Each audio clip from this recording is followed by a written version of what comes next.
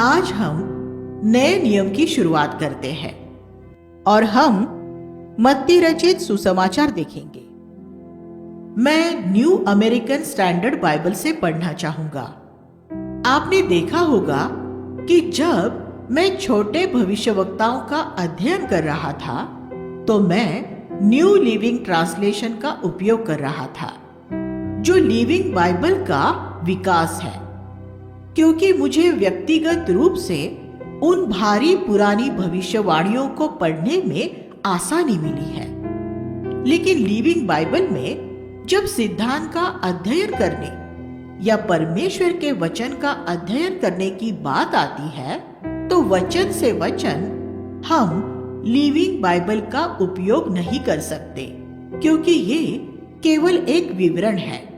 मैं new American standard Bible का उपयोग करना पसंद करता हूँ, खासकर जब हम नए नियम में आते हैं। मत्ती, इसमें हम देखेंगे यीशु मसीहा जिसके आने की प्रतिज्ञा की गई थी, स्वर्ग का राज्य और कलीसिया, यीशु का जन्म, 3 परीक्षाएं, पहाड़ी उपदेश, सराहना और उत्साहवर्धन, भेड़ियों के बीच भेड़, यूहन्ना बपतिस्मा कारावास में, प्रकाशन और विश्राम, राज्य के 7 दृष्टांत, वह कलीसिया जिसका निर्माण यीशु करता है, अन्य दृष्टांत, मसीह का दूसरा आगमन, महान आज्ञा।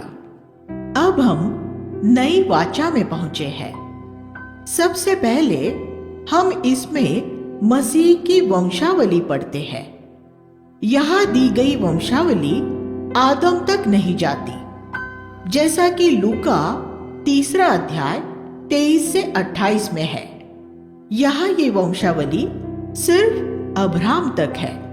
यीशु को यहां दाऊद और अब्राहम का पुत्र कहा गया है, जिससे ये संकेत मिलता है कि मत्ती अपना सुसमाचार मुख्यतः उसके समय के यहूदियों के लिए लिख रहा था और वह उन्हें आश्वस्त करना चाह रहा था कि यीशु ही वह मसीह है जिसके आने की प्रतिज्ञा की गई थी। यही वजह है कि इस पुस्तक में ये साबित करने के लिए कि यीशु ही मसीह है, पुरानी वाचा के 40 से ज्यादा संदर्भ दिए गए हैं।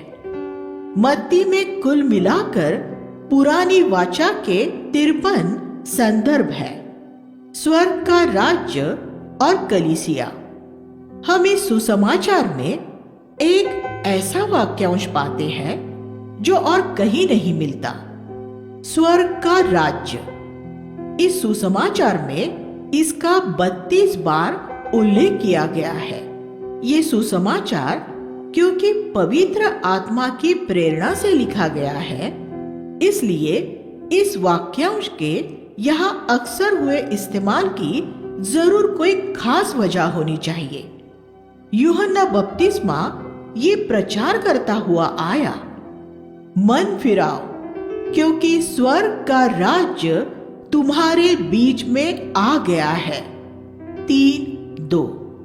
फिर जब समय हुआ तो यीशु भी 4:17 में बिल्कुल यही प्रचार करता हुआ आया। जब उसने पहाड़ी उपदेश देना शुरू किया तब उसके सबसे पहले शब्द ये थे, धन्य है वे जो मन के दीन है, क्योंकि स्वर्ग का राज्य उन्हीं का है, 5:3। इसलिए हम ये देखते हैं कि नई वाचा का आरंभ होते ही स्वर्ग पर जोर दिया गया है।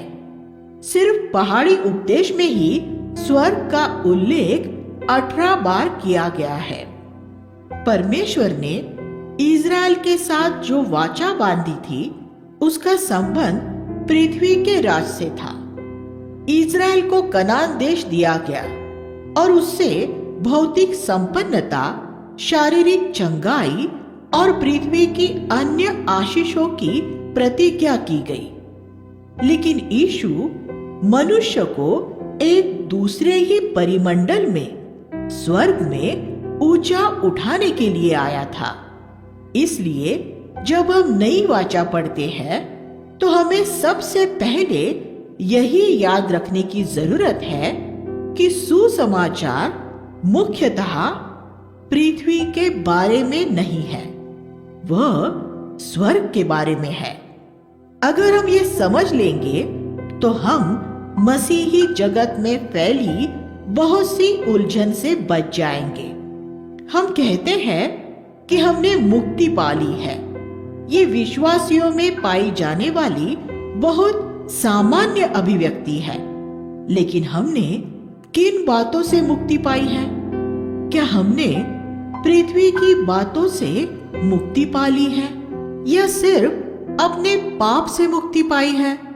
क्या हमने सांसारिक बातों में दिलचस्पी रखने से, लोगों और परिस्थितियों को एक सांसारिक नजरिए से देखने से और पृथ्वी के तौर तरीकों के अनुसार आचरण करने से मुक्ति पा ली है? नई वाचा का सुसमाचार स्वर्ग के राज्य का सुसमाचार है, और मत्ती जिन्हें इसमें दिलचस्पी है उन्हें आमंत्रित करता है। जगत के बहुत से लोग संयुक्त राज्य अमेरिका के नागरिक बनना चाहते हैं, क्योंकि रहने के लिए यूएस एक बड़ी आकर्षक जगह है। लेकिन कोई भी किसी पिछड़े विचित्र अफ्रीकी देश का नागरिक बनना न चाहेगा। फिर ऐसा क्यों है कि इस जगत में ऐसे बहुत ही कम लोग हैं जो सबसे दिलचस्प जगह स्वर्ग के नागरिक नहीं बनना चाहते? इसलिए क्योंकि उन्होंने स्वर्ग की नागरिकता की असली महिमा का दर्शन नहीं पाया है, और ये इसलिए है क्योंकि सुसमाचार का प्रचार सही तरह से नहीं किया गया है। इसलिए हम देखते हैं कि तथाकथित विश्वासियों के ऐसे बड़े समूह कलीसिया में बैठे हुए हैं जिन्हें स्वर्ग के राज्य में कोई दिलचस्पी नहीं है। वे मरने के बाद स्वर्ग में जाना चाहते हैं, लेकिन उन्हें अभी स्वर्ग का राज्य नहीं चाहिए। राज्य एक ऐसा शब्द है जिसे हम आज ठीक तरह नहीं समझ पाते हैं, क्योंकि अब बहुत कम जगहों में राजा राज कर रहे हैं। लेकिन पहली शताब्दी में बहुत से राजा थे। राज्य की जगह हम अब सरकार शब्द का इस्तेमाल करते हैं। हम भारत का राज नहीं, भारत की सरकार कहते हैं। स्वर्ग के राज्य का यही अर्थ है, स्वर्ग की सरकार। इसका अर्थ है कि अब परमेश्वर आपके जीवन को प्रशासित कर रहा है। जब आप भारत में रहते हैं तो आपको भारत सरकार के नियमों के अधीन रहना पड़ता है, और जब आप स्वर्ग की सरकार की अधीनता में आ जाएंगे तो आपको स्वर्ग के नियमों के अधीन रहना पड़ेगा। क्या आपने अपनी पृथ्वी की नागरिकता को छोड़कर स्वर्ग की नागरिकता ले ली है? मुक्ति, उद्धार पाने का अर्थ यही है कि पृथ्वी के राज्य से बचाए जाकर, मुक्ति पाकर स्वर्ग के राज्य में पहुंचाए जाना। लेकिन बहुत विश्वासियों का उद्धार अभी वहां तक नहीं पहुंच पाया है। वे मरने के बाद तो स्वर्ग में जाना चाहते हैं, लेकिन उन्हें स्वर्ग के राज्य का शासन अभी उनके जीवन में नहीं चाहिए। अभी तो वे पूरी तरह से स्वर्ग के ही नागरिक बनकर रहना चाहते हैं। इस वजह से ही उनके मसीही जीवन इतने उथले हैं, ज्यादा गहरे नहीं है। मत्ती के सुसमाचार में एक और ऐसा शब्द है जो अन्य किसी सुसमाचार में नहीं है। वह शब्द है कलीसिया। इसका उल्लेख 3 बार किया गया है, एक बार 16-18 में और 2 बार 18-17 में। जिसके बारे में हम अभी बात कर रहे थे। इस शब्द को उस वाक्यांश के साथ रखे तो हम देख पाएंगे कि कलीसिया इसलिए है कि वह पृथ्वी पर स्वर्ग का राज्य हो। स्वर्ग में सभी स्वर्ग की सरकार अर्थात परमेश्वर के राज में रहते हैं, लेकिन यहाँ पृथ्वी पर सब कुछ अलग है। यह सब अपने जीवन खुद चला रहे हैं। ऐसे लोगों के बीच में परमेश्वर ने लोगों का एक ऐसा समूह रख दिया है जो अपने जीवन खुद नहीं चलाते। ये लोग स्वर्ग की सरकार के अधीन है। यही कलीसिया है। क्या चर्च कलीसिया भारत में स्वर्ग का प्रतिनिधित्व करती है? क्या जगत की कलीसियाएं पूरी तरह से स्वर्ग की सरकार की नागरिक या अधीन होकर रह रही है? नहीं। इस बात से मेरा हृदय वर्षों से बहुत दुखी है और मेरी उम्मीद है कि इससे आपका भी हृदय दुखी हो। मैं दूसरों पर दोष नहीं लगा रहा हूं। मैं ये नहीं कह रहा हूं वे ऐसे हैं। मैं ये कह रहा हूं हम ऐसे हैं। हम कलीसिया हैं और हम ही जगत के सामने ये प्रदर्शित करने में निष्फल रहे हैं कि स्वर्ग के राज के अधीन रहने वाला जीवन कैसा आशीषित जीवन होता है। इसलिए मैं प्रार्थना करता हूं, प्रभु हमारी निष्फलता के लिए हमें क्षमा कर। जगत के सामने ये प्रदर्शित करने में हमारी मदद कर कि परमेश्वर के राज के अधीन रहना क्या होता है। और मत्ती अपने सुसमाचार में हमें दिखाता है कि स्वर्ग की इस सरकार का शासक पृथ्वी पर कैसे रहा और उसने क्या सिखाया, उसने पृथ्वी पर क्या किया। इससे ज्यादा मत्ती ने खास तौर पर इस पर जोर दिया कि उसने क्या सिखाया। अन्य सुसमाचारों की तुलना में इस सुसमाचार में यीशु के सबसे ज्यादा दृष्टांत हैं। अध्याय 13 स्वर्ग के राज्य के दृष्टांतों से भरा हुआ है। अध्याय 23 पूरी तरह से धार्मिक पाखंडियों फरीसियों के बारे में है। यीशु की सेवकाई में उसका फरीसियों से लगातार संघर्ष होता रहता था। अन्य किसी सुसमाचार से ज्यादा मत्ती में फरीसियों के साथ हुए संघर्षों का सबसे ज्यादा उल्लेख किया गया है। अध्याय 24 और 25 मसीह के लौटने पर पृथ्वी में स्वर्ग के राज्य की स्थापना के बारे में बताते हैं।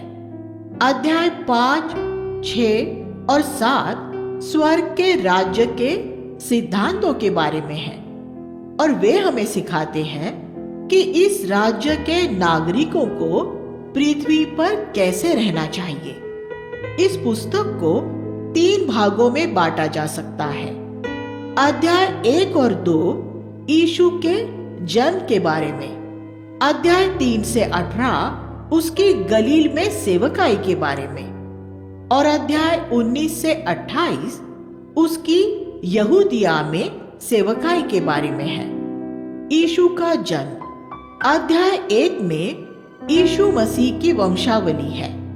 यहूदी अपनी वंशावली में सिर्फ पुरुषों के नाम लिखते थे, लेकिन यहाँ हम 4 स्त्रियों के भी नाम लिखे हुए पाते हैं, जो इस बात का संकेत है कि यहूदियों ने और दूसरे विधर्मी समाजों ने स्त्रियों को जिस नीचे स्तर पर रखा हुआ था, यीशु उन्हें उससे ऊंचा उठाने आया था। इसके अलावा इन सभी स्त्रियों का एक पाप में इतिहास था, जिससे हम ये सीखते हैं कि यीशु बुरे से बुरे पापी को भी बचाने के लिए आया था। सबसे पहली स्त्री तामार है। 1:3 तामार यहूदा की बहू थी। जिसका यहूदा से पेरेस नाम का पुत्र उत्पन्न हुआ था। और पेरेस यीशु की माँ मरियम का पूर्वज था। जब ये कौटुंबिक व्यभिचार हुआ, उत्पत्ति 38, 12 से 29, तब यीशु स्वर्ग में था और उसने तभी ये फैसला किया था कि यही पापमय वंशक्रम उसके सांसारिक परिवार की वंशावली होगी।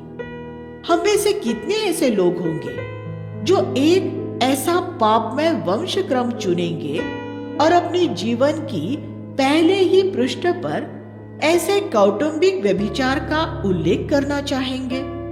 दूसरी स्त्री राहाब है, 1:5, जो यरीहो प्रांत के लाल बत्ती क्षेत्र की एक जानी मानी वेश्या थी। यहोशू 2:1। सलमोन नाम के एक यहूदी पुरुष ने इस गैर यहूदी स्त्री से विवाह किया था। यीशु ने एक यहूदी और एक गैर यहूदी वेश्या के इस विवाह को स्वर्ग से देखा और उसने इस वंशक्रम द्वारा पृथ्वी पर आने का फैसला किया। तीसरी स्त्री रूत है, 1:5। रूत एक मोआबी स्त्री थी। उसका पूर्वज मोआब था, जो लूत और उसकी पुत्री के व्यभिचार से पैदा हुआ था।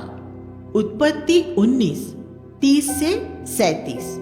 एक बार फिर यीशु ने इस कौटुंबिक व्यभिचार को स्वर्ग से देखा और ये देखा कि रूत इसमें से ही पैदा हुई है और उसने इस वंशक्रम को अपने लिए चुन लिया। चौथी स्त्री बतशेबा है, जो उरिया की पत्नी थी, 1:7। ये वही स्त्री है जिसके साथ दाऊद ने व्यभिचार किया था और बाद में उसने उसके साथ विवाह भी कर लिया था। हम फिर से एक ऐसी स्त्री देखते हैं जिसका पापी जीवन है। वह बाकी 3 स्त्रियों की तरह मरियम की पूर्वज नहीं थी, वह यूसुफ की पूर्वज थी। हम लूका अध्याय 3 में मरियम की वंशावली से इस वंशावली की तुलना करने पर ये देख सकते हैं। यूसुफ दाऊद के शाही वंशक्रम में से था और मत्ती इस वंशावली द्वारा ये साबित करना चाह रहा था कि यीशु ही आधिकारिक रूप में इज़राइल का सच्चा राजा था। यीशु ने ऐसी पापमय पारिवारिक वंशावली क्यों चुनी? पापमय मनुष्यों के साथ अपनी अभिन्न पहचान स्थापित करने के लिए और ये दर्शाने के लिए कि वह धर्मियों को नहीं, पापियों को उनके मन फिराने के लिए बुलाने आया था। तो हम देखते हैं कि किसी को भी अपनी पारिवारिक पृष्ठभूमि पर लज्जित होने की जरूरत नहीं है। भारत में लोग अपने वंश वृक्ष पर गर्व करते हैं और जब एक मसीह भी ये करता है तो ये करते हुए वह यही दर्शाता है कि उसने मसीह की आत्मा को बिल्कुल भी नहीं जाना है। जब यूसुफ ने मरियम के गर्भवती होने की बात सुनी और ये जाने बिना कि उसके गर्भ में परमेश्वर का एक अलौकिक काम हुआ है, उसने उसे बदनाम करना न चाहा, बल्कि अपनी सोच के अनुसार उसने उसका पाप ढांपना चाहा, क्योंकि लिखा है कि वह एक धर्मी पुरुष था। 1:19। हम यहाँ महत्वपूर्ण सच्ची धार्मिकता के बारे में कुछ सीख सकते हैं। सुसमाचार का संदेश मूल रूप में यही है कि एक अधर्मी, गलत व्यक्ति धर्मी, सही व्यक्ति कैसे बन सकता है। नई वाचा में यूसुफ धर्मी कहलाए जाने वाला पहला व्यक्ति है और उसकी धार्मिकता एक स्पष्ट रूप में एक दूसरे व्यक्ति को लज्जित न करते हुए उसके पाप को ढांपने की बात से जुड़ी है। यही एक सच्चे धार्मिक व्यक्ति की आत्मा है। जब आप ये सुनते हैं कि किसी व्यक्ति ने पाप किया है, तो आपकी सबसे पहले क्या प्रतिक्रिया होती है? अगर आप एक धर्मी व्यक्ति हैं, तो आप उसे ढांपना चाहेंगे। अगर आप एक अधर्मी हैं, तो आप उसके बारे में दूसरों से बात करना चाहेंगे। हम यूसुफ को देखते हैं, जिसके पास पवित्र आत्मा नहीं था और जो नई वाचा के अधीन नहीं था। ऐसे करोड़ों विश्वासियों से कहीं बढ़कर धर्मी था, जो ये दावा करते हैं कि वे नया जन्म पाए हुए हैं। पुरानी वाचा के मापदंडों के अनुसार उसने उस बात को ढांपने का निश्चय किया जो उसकी नजर में पाप था। परमेश्वर का धन्यवाद है कि उसने उसे बदनाम नहीं किया। अगर उसने ये किया होता तो जरा सोचिए कि फिर ये सच्चाई जानने पर उसे कितना अफसोस और पछतावा हुआ होता कि मरियम 100% निष्कलंक और निर्दोष थी। ये बातें हमें सिखाने के लिए लिखी गई है। दूसरों के बारे में जिन बातों को आपने फैलाया है, उनके झूठा साबित हो जाने के बाद आप उन्हें कैसे वापस ले सकते हैं? क्योंकि आपने जिसे वो बात बताई है, ये हो सकता है कि उसने वह दूसरे 10 लोगों को बताई हो, जिन्होंने फिर उसे और आगे बढ़ाया हो। इसलिए नई वाचा के पहले ही अध्याय में हमारे लिए चेतावनी भी है और एक उदाहरण भी है। दूसरों के पापों को ढांपते रहो। यूसुफ के उदाहरण से सीखे। प्रेम असंख्य पापों को ढांप देता है। 1:21 में हम पुरानी वाचा में दी गई सबसे पहली प्रतिज्ञा पढ़ते हैं। वह अपने लोगों का उनके पापों से उद्धार करेगा। यीशु इस नाम का यही अर्थ है।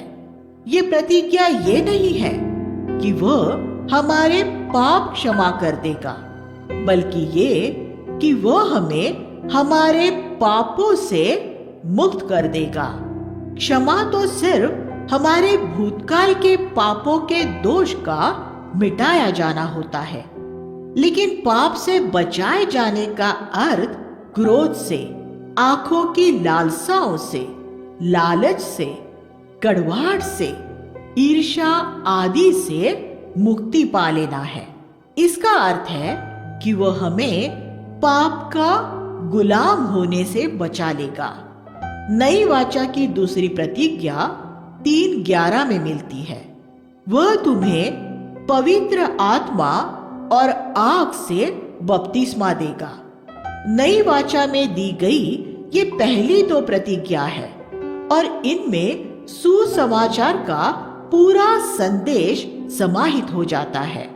ये जरूरी है कि हमें इन दोनों प्रतिज्ञाओं के पूरा होने का अनुभव हो। हमें अपने पापों से मुक्त होने की और पवित्र आत्मा और आग का बपतिस्मा पाने की जरूरत है। अध्याय 2 में हम उन ज्योतिषियों के बारे में पढ़ते हैं जो यीशु को देखने आए थे। हम उन बुद्धिजीवियों को एक मूर्खता से भरा काम करता हुआ पाते हैं और इसमें हम सब के लिए एक चेतावनी है। बुद्धिमान लोग भी कभी-कभी मूर्खता के काम करते हैं।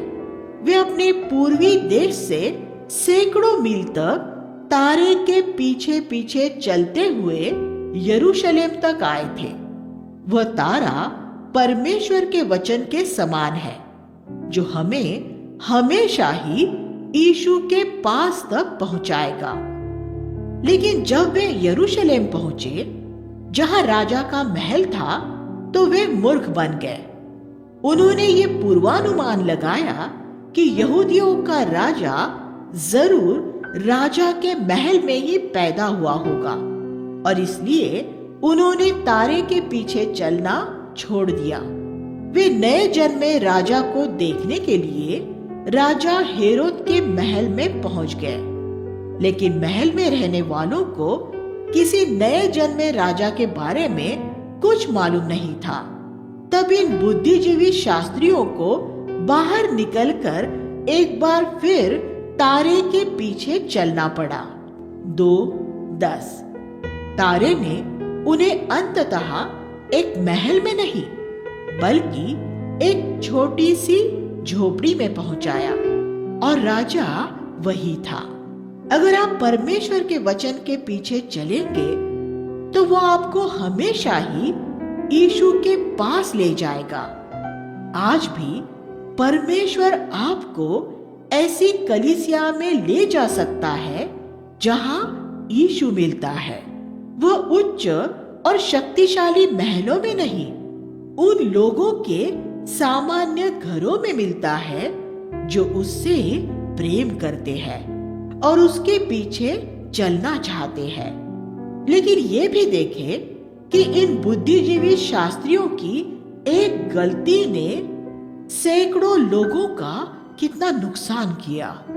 उन्होंने क्योंकि हेरोद को राजा के जन्म के बारे में बता दिया था, इसलिए उसने बैतलहम और उसके आसपास के क्षेत्रों के 2 साल से छोटे सभी लड़के बच्चे मरवा दिए। जब हम परमेश्वर के वचन का पालन नहीं करते तो हमारे एक मूर्खता भरे काम से बहुत लोगों का नुकसान हो सकता है। एक स्वर्गदूत ने तब इन बुद्धिजीवी शास्त्रियों से स्वप्न में बात की और उन्हें हेरोद के पास वापस न जाने और एक दूसरे मार्ग से उनके घर लौट जाने के लिए कहा।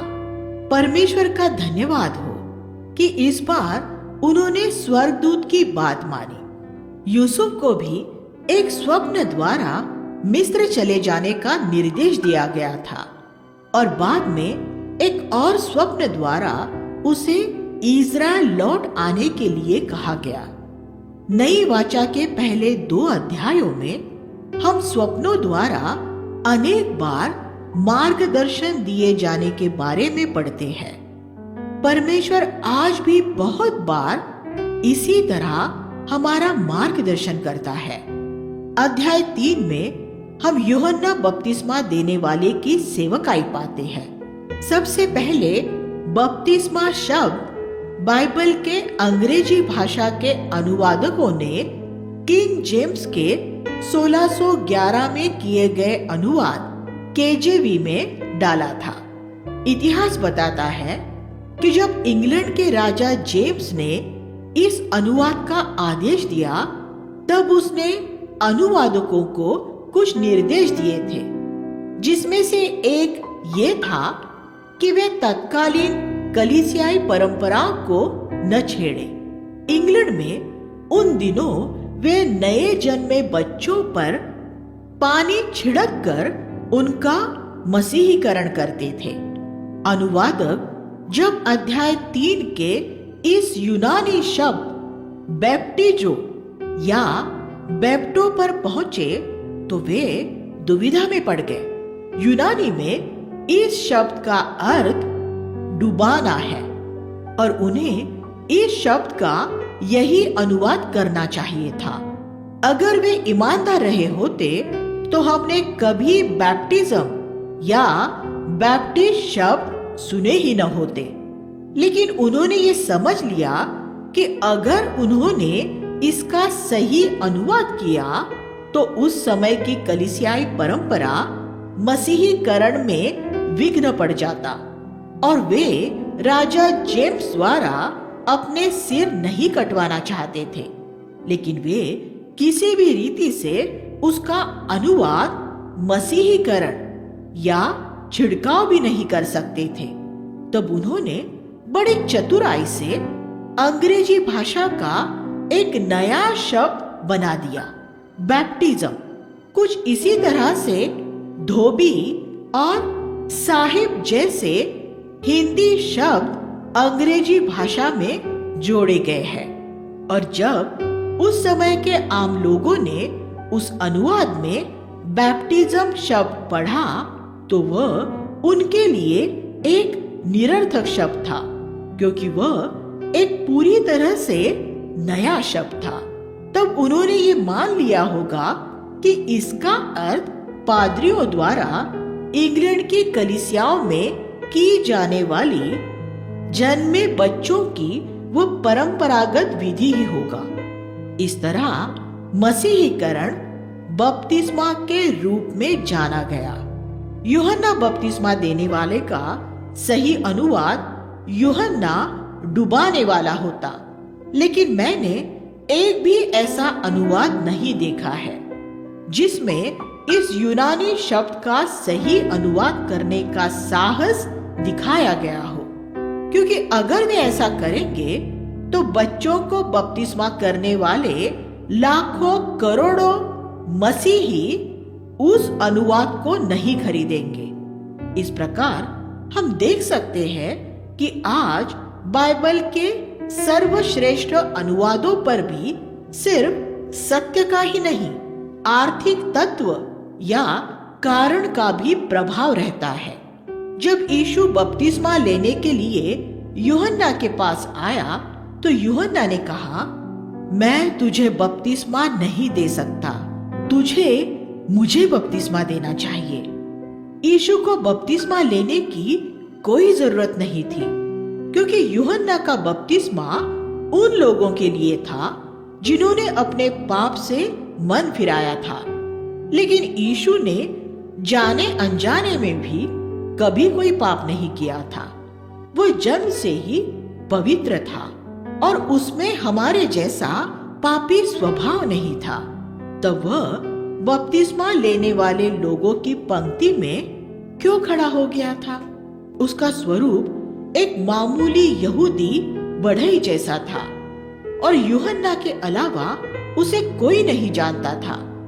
यीशु के मन में उस समय अनेक विचार आए होंगे, जैसे कि अगर तू बपतिस्मा लेगा तो लोगों को गलतफहमी हो जाएगी। वे सोचेंगे कि जरूर इसने कुछ पाप किए होंगे जिनसे अब ये मन फिरा रहा है। तेरी साक्षी पर इसका गलत प्रभाव पड़ सकता है आदि। लेकिन उसके लिए ऐसे तर्क व्यर्थ थे। उसने अपने पिता को ये कहते सुन लिया था कि हालांकि उसने कभी कोई पाप नहीं किया था, फिर भी उसे बपतिस्मा ले रहे पापियों के साथ अपनी अभिन्न पहचान बनानी है और उसने अपने पिता की आज्ञा का पालन किया। हमारी पहचान पापियों के साथ बने ये हम नहीं चाहते। हम ऐसे लोगों को तुच्छ नजर से देखते हैं जिन्हें हम अपने से बड़ा पापी समझते हैं और इस वजह से ही हमारी सेवकाई ऐसी सीमित और उथली होती है। यीशु ने पापियों के साथ अपनी अभिन्न पहचान बनाई, हालांकि उसमें पाप का एक दाग भी नहीं था। हम अपने आप को दीन करें और उसके उदाहरण का अनुसरण करें। हम किसी से बेहतर नहीं है और हमारी मंडली किसी दूसरी मंडली से बेहतर नहीं है। अगर हम अपने आप को किसी से बेहतर समझते हैं तो प्रभु हम पर दया करे। यीशु ने यूहन्ना से कहा, तुझे मुझे बपतिस्मा देना ही पड़ेगा, क्योंकि मैं इस तरह ही सारी धार्मिकता को पूरा कर सकूंगा, गलत को सही कर सकूंगा। यीशु के लिए धार्मिकता का अर्थ पिता की इच्छा पूरी करना था, चाहे वह इच्छा जो कुछ भी थी। 3 परीक्षाएं। 4 अध्याय 1 से 11 में हम मसीह की परीक्षा के बारे में पढ़ते हैं।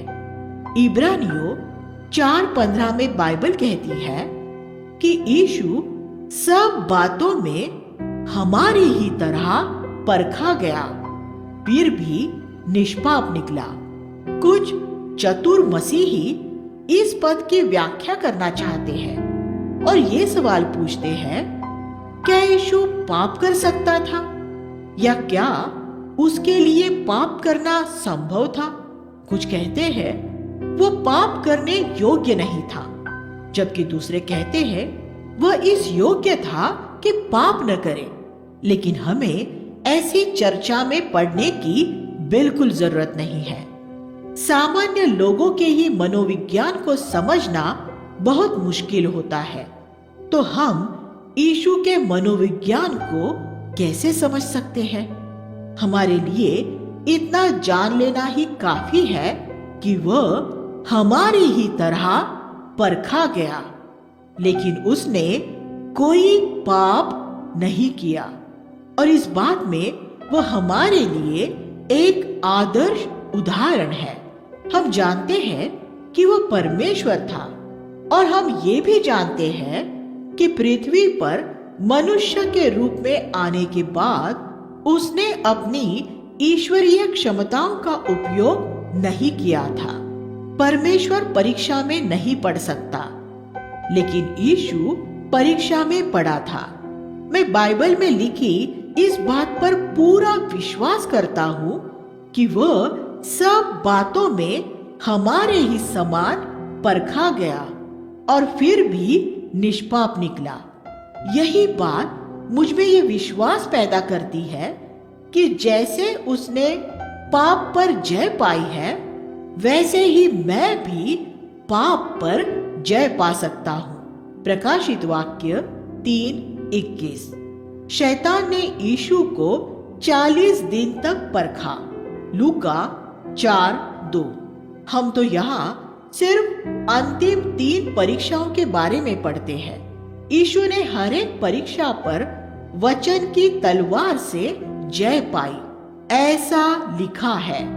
जब शैतान ने देखा कि यीशु पवित्र शास्त्र का उल्लेख कर रहा है, तो उसने भी एक शास्त्र का उल्लेख करते हुए कहा, ऐसा लिखा है कि वह अपने दूतों को तेरे विषय आज्ञा देगा कि वे तुझे हाथों हाथ उठा लेंगे, इसलिए इस मंदिर की छत पर से कूद जा।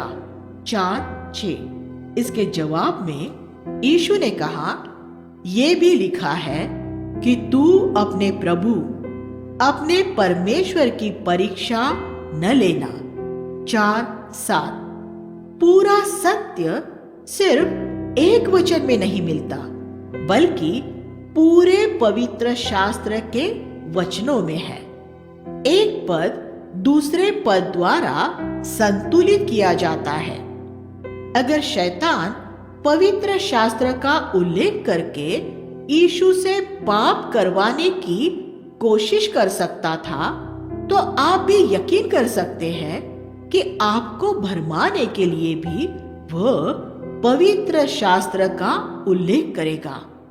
और अगर आप पवित्र शास्त्र को सही और पर्याप्त रूप में नहीं जानेंगे, तो आप जरूर भरमाए जाएंगे।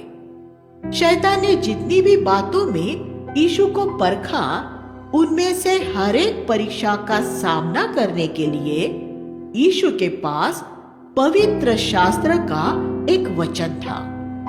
जिन परीक्षाओं का यीशु ने सामना किया था, वे उनके मूल रूप में क्या थी, ये जानना हमारे लिए अच्छा रहेगा, क्योंकि शैतान हमें भी इसी तरह परखने के लिए आता है। 1. स्वार्थ। 4 अध्याय 1 से 4। अपनी भूख मिटाने के लिए पत्थरों को रोटी बनाना। क. अपनी शारीरिक जरूरतों को अपनी आत्मिक जरूरतों से बढ़कर जानना। यीशु ने जवाब दिया, मनुष्य को सिर्फ रोटी से ही नहीं, बल्कि परमेश्वर के मुख से निकलने वाले हर एक शब्द से जीना है। ख. जो शक्ति तुझे परमेश्वर ने दी है, उसे अपने व्यक्तिगत लाभ के लिए इस्तेमाल कर। यीशु ने ऐसा करने से इनकार किया।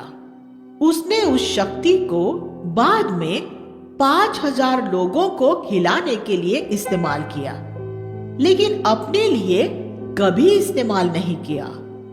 बहुत से प्रचारक इस परीक्षा में पढ़ने के बाद गिर चुके हैं, क्योंकि उन्होंने परमेश्वर द्वारा दी गई शक्ति और दान को अपने लिए धन कमाने के लिए इस्तेमाल किया है। 2. पूर्वाग्रह। चौथा अध्याय 5 से 7। मंदिर के ऊपर से कूदकर परमेश्वर द्वारा सुरक्षा प्रदान करने की प्रतिज्ञा पर अपना दावा करना। क. वह कदम उठाना जिसकी आज्ञा परमेश्वर ने आपको नहीं दी है और फिर परमेश्वर की प्रतिज्ञा पर दावा करना। यीशु ने कहा कि हमें खतरनाक काम करने द्वारा परमेश्वर को नहीं परखना चाहिए। कुछ मूर्ख विश्वासी बीमार पड़ने पर दवा नहीं लेते और ये अपेक्षा करते हैं कि परमेश्वर उन्हें अलौकिक रीति से चंगा कर देगा। ये विश्वास नहीं पर पूर्वाग्रह या अनुमान, कल्पना करना है। ये आत्महत्या है। दवाइयाँ परमेश्वर की सृष्टि से बनी है और हमें उन्हें इस्तेमाल करना चाहिए। अगर मंदिर की छत पर से एक सीढ़ी नीचे आ रही हो तो हमें कूदने की बजाय उससे नीचे उतर आना चाहिए। अगर हम कूदेंगे तो परमेश्वर हमें नहीं बचाएगा, लेकिन हम अगर किसी जंगल में है जहां दवाई नहीं मिलती तो परमेश्वर से हम ये कह सकते हैं कि वह बिना दवाई हमें चंगा कर दे और वह हमें चंगा करेगा, लेकिन तब नहीं जबकि उसने हमें दवाई दी हुई हो। ख. कुछ ऐसा अद्भुत काम कर दिखाना जिससे दूसरे लोग ये जान सके कि आप परमेश्वर के एक भक्त जन हैं। मनुष्यों का आदर पाने की परीक्षा। मनुष्यों का आदर पाने के लिए किसी भी तरह का अद्भुत काम करने से यीशु ने हमेशा इनकार किया। 3. समझौता। चौथा अध्याय 8 से 10। शैतान के आगे झुकने द्वारा संसार का राज्य और उसका वैभव पाना। क. एक सही वस्तु को गलत तरीके से पाना एक अधर्म के छोटे रास्ते से। अधर्म का एक काम करना शैतान के आगे झुकना है। यीशु ने बहुत जल्दी और सभी छोटे रास्ते का इनकार करते हुए सूली का लंबा और कठिन रास्ता चुना। ख. उस गौरव के पीछे भागना जो संसार में से मिलता है, धन और सम्मान, पद और अधिकार, जगत में या कलीसिया में। यीशु ने कहा कि शैतान धन ये जो कुछ भी वह देता है आराधना के योग्य नहीं है। सिर्फ परमेश्वर ही आराधना के योग्य है।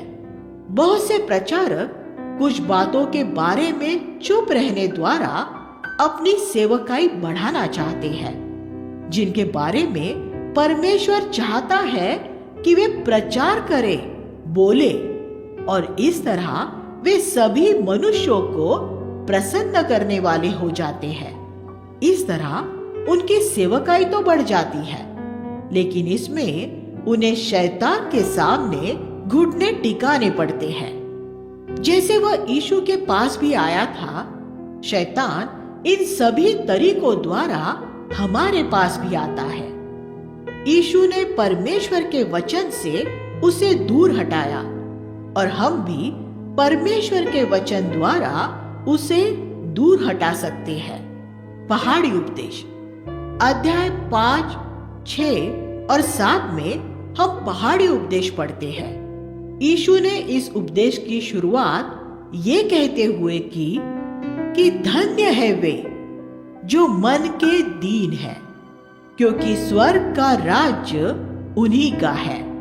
5:3। स्वर्ग के राज्य में प्रवेश करने की प्राथमिक योग्यता मन की दीनता है। ये वो मुख्य चाबी है जो स्वर्ग के राज्य रूपी इस महल के हर एक द्वार को खोलती है। अगर हमारे पास ये चाबी है तो हम स्वर्ग की सारी भरपूरी पा सकते हैं। मन में दीन होने का क्या अर्थ होता है? एक उदाहरण के रूप में पहले ये देखें कि सांसारिक रूप में दीन गरीब होना क्या होता है। उस भिखारी के बारे में सोचें जो एक दिन आपके द्वार पर आता है और आप उसे कुछ रुपए देते हैं। वो अगले दिन फिर आता है और उससे अगले दिन भी आता है और हर दिन आखिर तक आता ही रहता है। क्यों? क्योंकि वह लगातार एक जरूरत की दशा में ही रहता है और उसे हमेशा अपनी जरूरत का एहसास रहता है। और वह ऐसा नम्र और दीन है कि वह बिना लज्जित हुए आपके द्वार पर भीख मांगने के लिए आता रहता है, क्योंकि वह जानता है कि आप एक उदार व्यक्ति है। मन में दीन होने का यही अर्थ होता है। हम परमेश्वर के पास जाते हैं और कहते हैं, मैं आत्मिक रूप में हमेशा जरूरतमंद रहता हूँ। अगर तू मेरी जरूरत पूरी नहीं करेगा तो मुझे वचन में से कुछ भी समझ नहीं आएगा और फिर आज मैं पाप से हार जाऊंगा। अगले दिन हम फिर प्रभु के द्वार पर और लेने के लिए पहुंच जाते हैं और फिर अगले दिन और अगले दिन और आखिर तक हमें लगातार अपनी जरूरत का एहसास रहता है। यीशु ने कहा कि ऐसे लोग स्वर्ग का पूरा राज्य पा लेंगे। अगर आप स्वर्ग का राज्य पाना चाहते हैं तो जीवन भर यही मनोभाव बनाए रखें। जो परमेश्वर आपको सामर्थ के साथ बहुत से लोगों को मसीह के पास ले आने में और कलीसियाएं स्थापित करने में इस्तेमाल करे, तो मन में दीन बने रहना न भूले। परमेश्वर के पास बार बार वापस लौट कर जाते रहे और उससे कहते रहे, हे प्रभु, मैं दीनहीन हूँ, मुझे सामर्थ दीजिए, मुझे सिखा, मुझे अपनी आत्मा की भरपूरी दे, मुझे लोगों के लिए प्रेम दे, मुझे शुद्धता दे। ऐसे जरूरतमंद आत्मिक भिखारी ही पवित्र होते जाते हैं और परमेश्वर इन्हें सामर्थ के साथ इस्तेमाल करता है। ऐसे भिखारी ही आत्मिक रूप में धनवान हो जाते हैं और परमेश्वर का सर्वश्रेष्ठ पाते हैं। मनुष्य से भीख मांगना शर्मनाक हो सकता है, लेकिन परमेश्वर से भीख मांगना आपके द्वारा किया गया सबसे ज्यादा आत्मिक काम है। परमेश्वर ने मुझे आत्मिक रूप में पहले ही काफी धनवान बना दिया है, लेकिन मैं जानता हूँ कि मुझे देने के लिए उसके पास अभी और है और उसके पास मेरे लिए जो कुछ भी है मुझे वह सब चाहिए। मैं आपको सदा के लिए ऐसा भिखारी बना रहने के लिए उत्साहित करना चाहूंगा। धन्य है वे जिनके हृदय शुद्ध है, क्योंकि वे परमेश्वर को देखेंगे। 5:8 एक शुद्ध हृदय स्वच्छ विवेक से अलग होता है। एक स्वच्छ विवेक का अर्थ सिर्फ एक ऐसा हृदय होना है जो सभी ज्ञात पापों से मुक्त है, जिसमें हर एक ज्ञात पाप का अंगीकार कर लिया गया है और उससे हृदय शुद्ध हो चुका है। लेकिन एक शुद्ध हृदय वह है जो सब बातों से मुक्त हो चुका है और जिसमें सिर्फ परमेश्वर के लिए ही जगह है। एक व्यक्ति का विवेक अच्छा होने के साथ साथ उसके हृदय में परमेश्वर के अलावा और भी बहुत सी वैधानिक उचित बातें हो सकती है। उसका विवेक शुद्ध होने पर भी उसकी सांसारिक महत्वाकांक्षाएं हो सकती है, लेकिन एक शुद्ध हृदय वाले व्यक्ति की सिर्फ एक ही महत्वाकांक्षा होती है, परमेश्वर को प्रसन्न करना। उसका पूरा हृदय परमेश्वर का होता है। जब आपका हृदय शुद्ध होगा तो आप परमेश्वर को देखेंगे। हर जगह आप परमेश्वर को अपने हालातों में देखेंगे।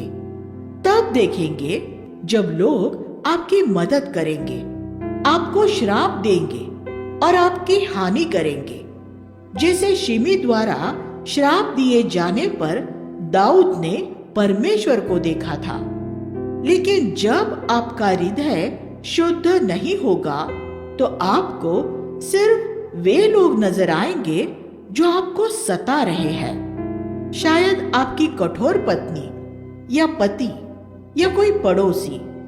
एक अशुद्ध हृदय वाले व्यक्ति की बहुत सी समस्याएं होती है, लेकिन एक शुद्ध हृदय वाला व्यक्ति, यीशु ने कहा, एक आशीषित व्यक्ति होगा, क्योंकि वह सब जगह और सब बातों में सिर्फ परमेश्वर को देखेगा। अध्याय 5 20 से 6वां अध्याय 18 तक प्रभु का मुख्य केंद्र बिंदु भीतरी जीवन था। फरीसियों की धार्मिकता बाहरी थी और हमारी धार्मिकता उससे बढ़कर होनी चाहिए। 5:20 सच्ची पवित्रता भीतर से शुरू होती है। धार्मिकता में प्रभु मात्रा नहीं, गुणवत्ता देखता है। हमारी धार्मिकता की गुणवत्ता फरीसियों की धार्मिकता से मूलतः भिन्न होनी चाहिए। उनकी एक बाहरी सांसारिक धार्मिकता थी, जिससे उन्हें मनुष्यों के बीच सम्मान मिलता था। लेकिन स्वर्ग के राज्य में भीतरी जीवन महत्वपूर्ण बात है। हमारे जीवन में सब कुछ भीतर से प्रवाहित होना चाहिए। हमारा हत्या और व्यभिचार से मुक्त होना भीतरी तौर पर होना चाहिए। 5वां अध्याय 21 से 30 क्योंकि स्वर्ग का राज्य हमारे भीतर है। 6वां अध्याय 1 से 18 में यीशु ने कहा कि हमारा देना, प्रार्थना करना और उपवास करना सिर्फ परमेश्वर के सम्मुख हो। पहले उपवास के मामले पर विचार करें। मैं भारत में उपवास करने वाले जितने मसीहों से मिला हूं, उनमें से ज्यादातर उसके बारे में बात करते हैं। उपवास के बारे में यीशु ने सिर्फ एक ही आज्ञा दी, जब तुम उपवास करो तो उसके बारे में किसी को न बताओ, और वे इस आज्ञा को तोड़ते हैं। परमेश्वर ने आदम को सिर्फ एक ही आज्ञा दी थी और उसने उसे तोड़ा था। परमेश्वर ने बच्चों को सिर्फ एक ही आज्ञा दी है, अपने माता पिता की आज्ञा मानो, और वे उसे तोड़ते हैं। ऐसा ही आज्ञा उल्लंघन हम उपवास करने वाले ज्यादातर लोगों में पाते हैं। हमें मसीहों की एक ऐसी पीढ़ी तैयार करनी चाहिए जो उपवास करे, प्रार्थना करे और दान दे, लेकिन इनके बारे में किसी से कुछ न कहे। जब हम ये सब काम करते हैं तो हम इनके बारे में इसीलिए बात करते हैं क्योंकि हमें सम्मान पाने की बड़ी लालसा होती है। लेकिन प्रभु कहता है कि फिर हम स्वर्ग में अपना प्रतिफल खो देते हैं। हम पृथ्वी पर अपना अभिषेक भी खो देंगे। अध्याय 7 में यीशु ने हमें दूसरों पर दोष लगाने के प्रति चेतावनी दी है। उसने हमें ऐसे झूठे नबियों से सावधान रहने की चेतावनी भी दी है जो भेड़ की खाल में आते हैं। 7:15 भेड़ की खाल का अर्थ सुसमाचार प्रचार के सही धार्मिक सिद्धांत है। एक झूठे नबी के धर्म सिद्धांत सही हो सकते हैं, लेकिन भीतर से वह एक भेड़िया ही होगा। भेड़ियों की दिलचस्पी सिर्फ भेड़ों को खाने में होती है। झूठे नबी अपने फायदे के लिए भोले भाले विश्वासियों का शोषण करते हैं। अगर आप सिर्फ उसके धर्म सिद्धांत को ही सुनेंगे तो आपको ऐसा लगेगा जैसे वह एक भेड़ है या एक चरवाहा है। लेकिन अगर वो आपसे धन चाहता है या और किसी तरह आपको उसके वश में रखना चाहता है तो वह एक भेड़िया है। ऐसा व्यक्ति मसीह के नाम में सिर्फ उसके स्वयं के लिए कुछ पाने के लिए निकला हुआ है, आपका धन या आपकी अधीनता। ये दुर्भाग्यपूर्ण है कि आजकल ज्यादातर लोग यही समझते हैं कि झूठा नबी वह होता है जिसका धर्म सिद्धांत गलत है। लेकिन यीशु ने कहा कि झूठे नबी को पहचानने का तरीका उसका धर्म सिद्धांत नहीं है और न ही उसकी सेवकाई के परिणाम है, बल्कि उसके चरित्र में आत्मा के फल की कमी का होना है। 7:16 हम एक प्रचारक के दान वरदानों से भ्रमित न हो जाए, चाहे वे अलौकिक दान वरदान भी क्यों न हो। अपने आप से ये सवाल करें, क्या उसमें मसीह का आत्मा है? क्या वह एक नम्र और दीन भाई है? क्या वह धन के प्रेम से मुक्त है? क्या वह लोगों से धन की मांग करता है? क्या वह अपने प्रचारों में पवित्रता पर जोर देता है? क्या स्त्रियों के साथ वो पवित्र संबंध रखता है? क्या उसके बच्चे और नजदीकी साथी ईश्वरीय भक्त है? ऐसे प्रश्न पूछने द्वारा ही परमेश्वर ने मुझे झूठे नबियों के धोखे में पड़ने से बचाए रखा है। मसीही जगत में बहुत लोग इसलिए धोखा खाते हैं क्योंकि वे प्रचारकों का मूल्यांकन सिर्फ उनके धर्म सिद्धांतों के अनुसार करते हैं। पूरे पहाड़ी उपदेश में पवित्र आत्मा के फल के बारे में बात करने के बाद यीशु ने अंत में पवित्र आत्मा के दान वरदानों के बारे में बात की। उसने कहा कि अंतिम दिन बहुत से लोग आएंगे और कहेंगे, प्रभु हमने तेरे नाम में नबूवत की थी, हमने तेरे नाम में दुष्टात्माओं को निकाला था, हमने तेरे नाम से अद्भुत काम किए थे आदि।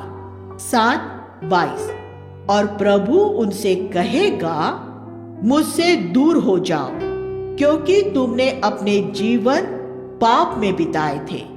उन्होंने दूसरों को प्रचार किया, दुष्टात्माएं निकाली और यीशु के नाम में चिन्ह चमत्कार भी किए, लेकिन फिर भी वे नरक में फेंके गए।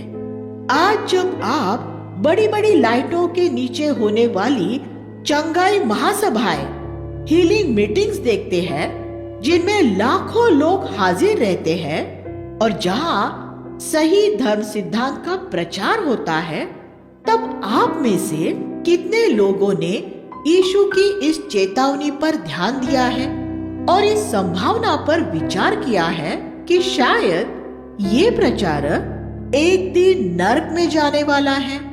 मेरा अनुमान है कि 99.9% विश्वासी यही मानेंगे कि ऐसा नहीं हो सकता।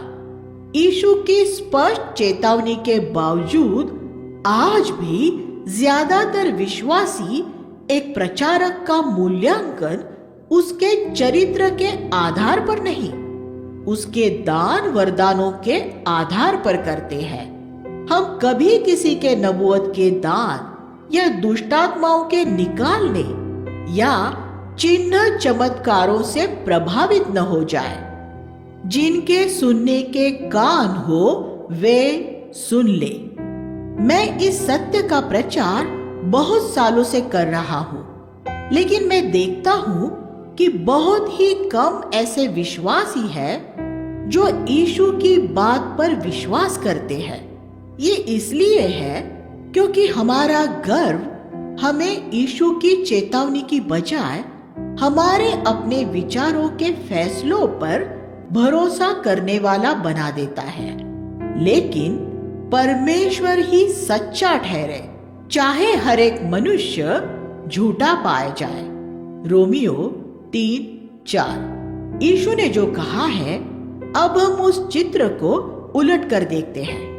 मान लीजिए कि न्याय के दिन एक विश्वासी ये कहता है, प्रभु तेरी कृपा से मेरे पाप क्षमा हुए थे और तेरी कृपा से मैंने एक जैवन जीवन बिताया, लेकिन मैंने कभी नबूवत नहीं की, किसी बीमार को चंगा नहीं किया, कोई दुष्टात्मा नहीं निकाली। तब क्या प्रभु उससे ये कहेगा, मुझसे दूर हो, क्योंकि तूने अद्भुत चिन्ह नहीं दिखाए और दुष्टात्माएं नहीं निकाली?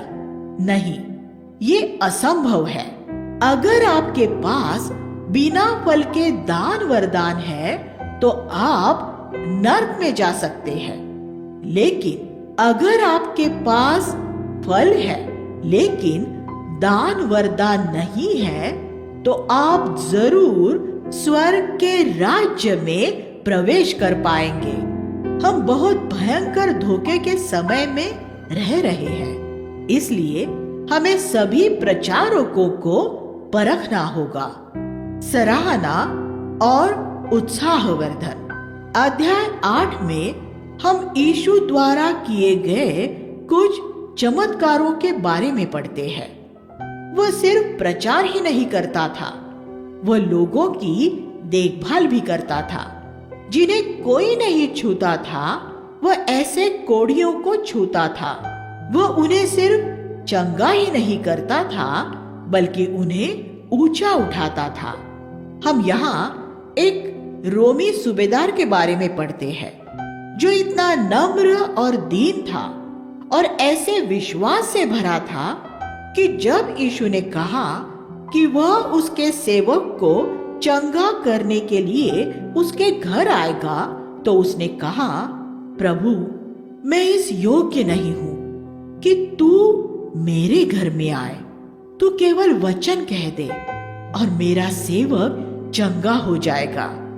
विश्वास और नम्रता हमेशा साथ साथ होते हैं। उस घड़ी यीशु ने कहा, मैंने ऐसा विश्वास इज़राइल के किसी व्यक्ति में नहीं पाया है। 8:10। यीशु में लोगों की सराहना करने और उन्हें उत्साहित करने की अद्भुत योग्यता थी। उसने एक बार सबके सामने पतरस की प्रशंसा करते हुए कहा था, हे शमौन, योना के पुत्र, तू धन्य है। मेरे पिता ने जो स्वर्ग में है ये तुझ पर प्रकट किया है। 16:17। उसने नतनएल से ये कहा था, देखो एक इज़राइली जिसमें वास्तव में कोई कपट नहीं है।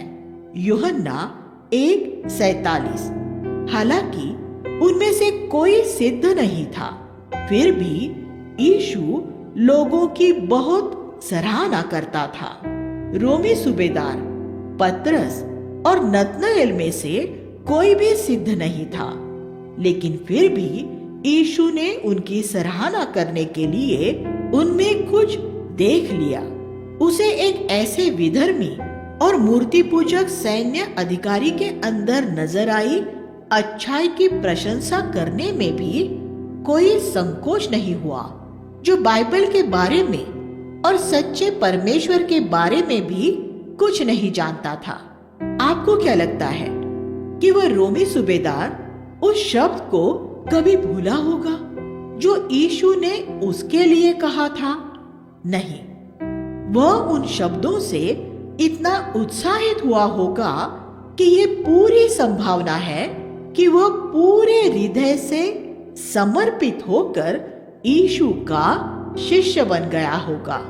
हम इन बातों में से सच्ची ईश्वरीयता और स्वर्ग के राज्य के बारे में कुछ सीख सकते हैं। आदम के बच्चे दूसरों की सराहना करने में बड़े कंजूस, लेकिन आलोचना करने में बड़े माहिर होते हैं। हम ये सोचकर सार्वजनिक रूप में लोगों की सराहना करने में झिझकते हैं कि इससे उनमें गर्व भर जाएगा। हम उन लोगों की भी सराहना नहीं करते जो वास्तव में ईश्वरीय भक्तजन है। ज्यादातर विश्वासियों ने यीशु से ये नहीं सीखा है। ये सही है कि हमें किसी की चापलूसी नहीं करनी है, क्योंकि चापलूसी शैतानी काम है। लेकिन सच्ची सराहना ईश्वरीय है। एक ईश्वरीय व्यक्ति अगर एक भाई से सराहना का एक शब्द भी कहता है तो वह एक शब्द उस भाई को पूरे हृदय से यीशु के पीछे चलने के लिए प्रोत्साहित कर सकता है। 9:27 में हम 2 अंधों के बारे में पढ़ते हैं जो यीशु के पास आए, लेकिन उन्हें चंगा करने से पहले यीशु ने उनसे एक सवाल पूछा, क्या तुम ये विश्वास करते हो कि मैं तुम्हारे लिए ये कर सकता हूँ? उन्होंने कहा, हाँ प्रभु। तब यीशु ने उनसे कहा, तुम्हारे विश्वास के अनुसार तुम्हारे साथ हो। 9:29। ये एक ईश्वरीय सिद्धांत है। हमारे विश्वास के अनुसार ही हम पाते हैं, न कम न ज्यादा। क्या वे अंधे लोग एक चमत्कार चाह रहे थे? हाँ। क्या यीशु उनके लिए एक चमत्कार करना चाह रहा था? हाँ। लेकिन अगर उनमें विश्वास न होता तो वह चमत्कार भी न होता। अब ये बात अपने ऊपर लागू करके देखें। क्या आप परमेश्वर से एक चमत्कार चाहते हैं? हाँ। क्या परमेश्वर आपके लिए एक चमत्कार करना चाहता है? हाँ। लेकिन अगर आप में विश्वास न होगा तो वह बात फिर भी आपके लिए पूरी न हो पाएगी।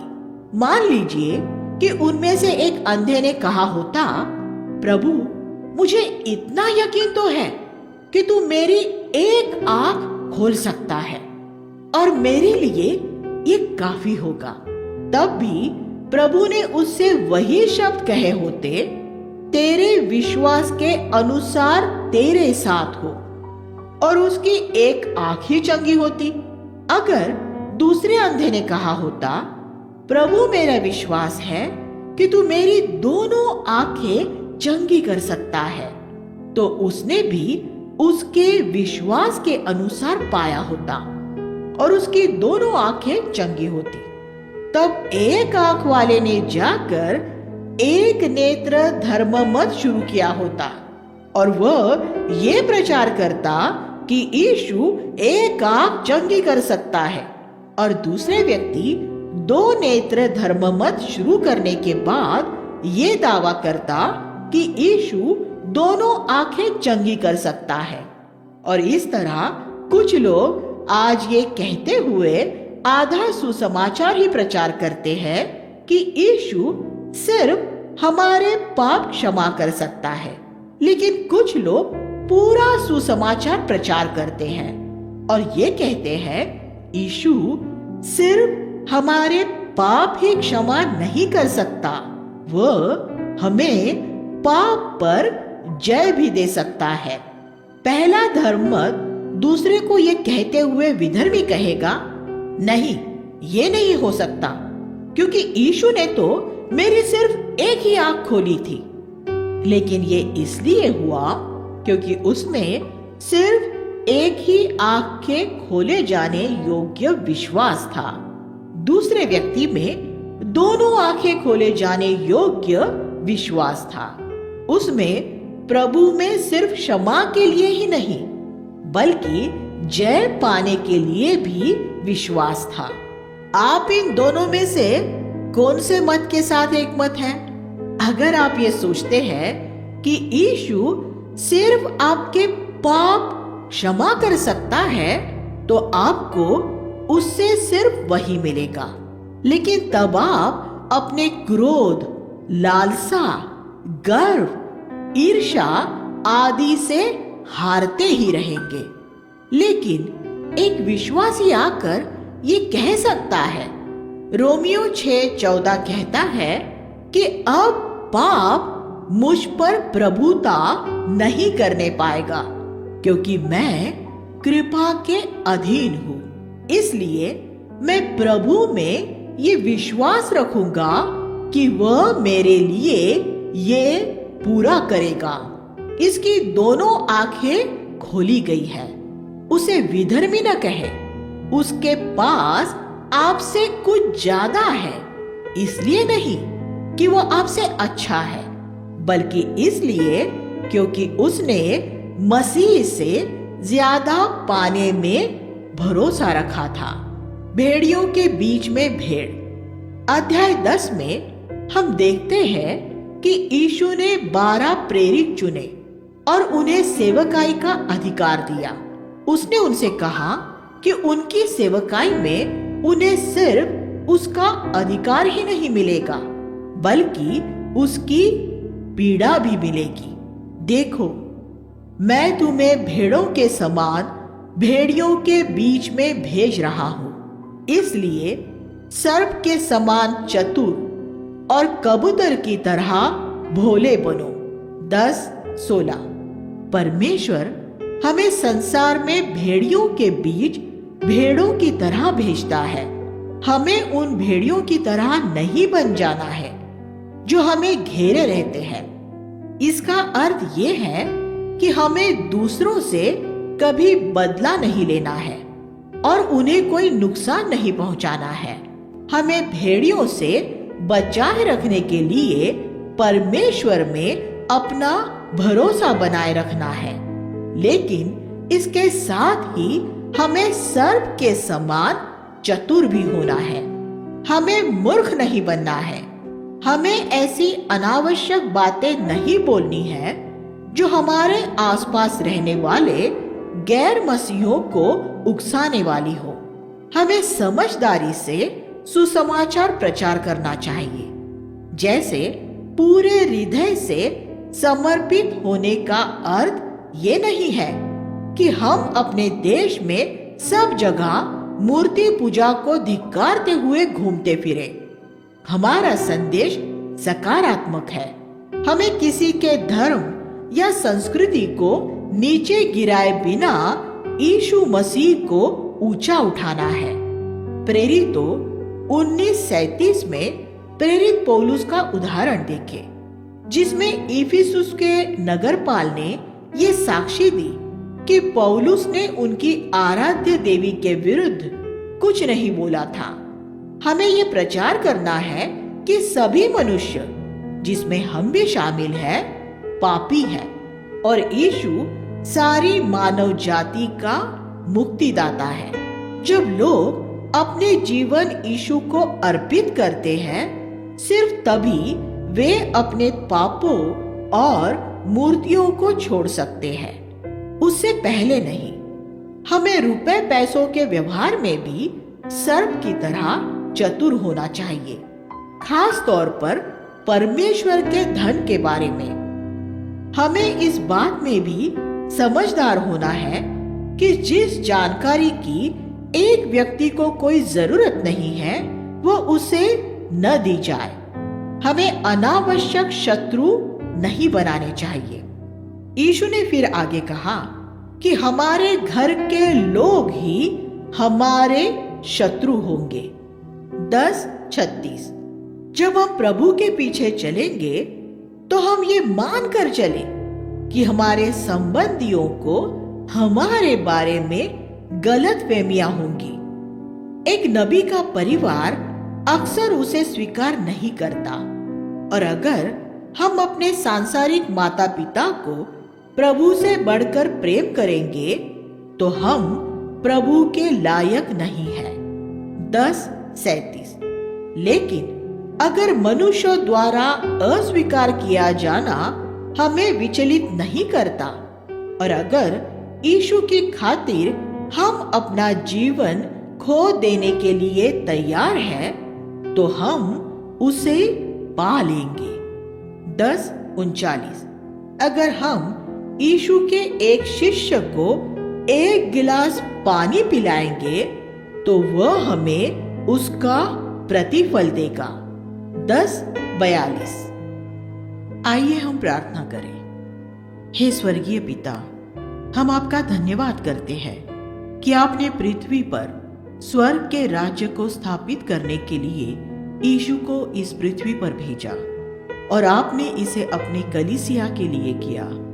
हमें आपके वचन को समझने में और हमें अपने जीवन में हमारे आसपास उस राज्य का निर्माण करने में हमारी सहायता कीजिए। हम कमजोर हैं, लेकिन आप सामर्थ्यशाली हो। इस भूमि पर आपके कलीसिया का निर्माण करने के लिए हमें बुद्धिमान बनाए। यीशु के नाम से मांगते हैं, आमीन।